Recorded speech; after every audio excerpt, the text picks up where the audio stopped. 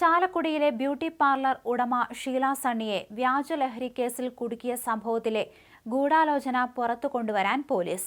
പിടിയിലായ ലിവിയ ജോസിനെ വിശദമായി ചോദ്യം ചെയ്യാൻ പോലീസ് നൽകിയ കസ്റ്റഡി അപേക്ഷ ജില്ലാ സെഷൻസ് കോടതി ബുധനാഴ്ച പരിഗണിക്കും. നേരത്തെ അറസ്റ്റിലായ സുഹൃത്ത് നാരായണദാസിനെയും കസ്റ്റഡിയിൽ വാങ്ങി ലിവിയയ്ക്കൊപ്പം തന്നെ ചോദ്യം ചെയ്യും. ഇതോടെ എല്ലാ വസ്തുതയും തെളിയുമെന്നാണ് പ്രതീക്ഷ. അതിവേഗം കുറ്റപത്രം നൽകാനാണ് പോലീസ് നീക്കം. പ്രതികൾക്ക് ജാമ്യം കിട്ടുന്നത് ഒഴിവാക്കാനാണ് ഇത്. വിയൂർ ജയിലിൽ റിമാൻഡിൽ കഴിയുന്ന ലിവിയ പോലീസിന്റെ പ്രാഥമിക ചോദ്യം ചെയ്യലിൽ കുറ്റം സമ്മതിച്ചിരുന്നു. ഷീല തനിക്കെതിരെ അപവാദം പറഞ്ഞതിന്റെ വിരോധത്തിലാണ് കേസിൽ കുടുക്കിയതെന്നും ലിവിയ മൊഴി നൽകിയിരുന്നു. ഷീല സണ്ണിയെ ലഹരി കേസിൽ കുടുക്കാൻ സ്കൂട്ടറിലും ബാഗിലും വെച്ച ലഹരി സ്റ്റാമ്പ് വാങ്ങിയത് ലിവിയയാണെന്നാണ് നാരായണദാസ് മൊഴി നൽകിയിരുന്നത്.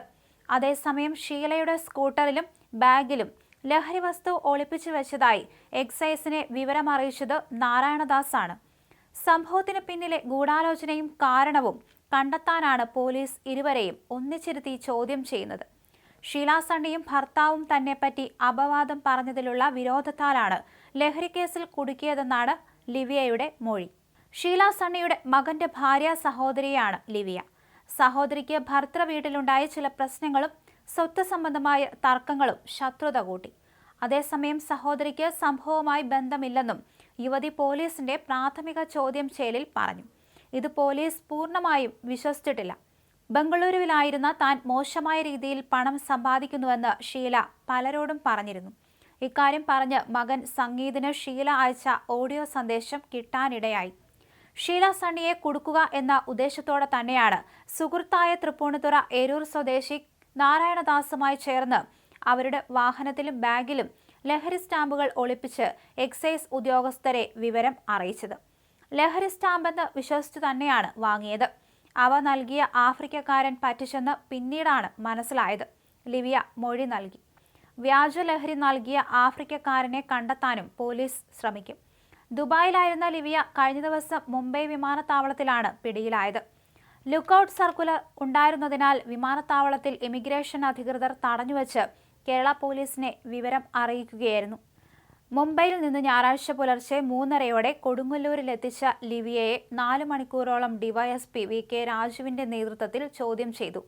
വൈകിട്ട് 5:30 കൊടുങ്ങല്ലൂർ 1-ാം ക്ലാസ് ജുഡീഷ്യൽ മജിസ്ട്രേറ്റിന് മുന്നിൽ ഹാജരാക്കി റിമാൻഡ് ചെയ്തു.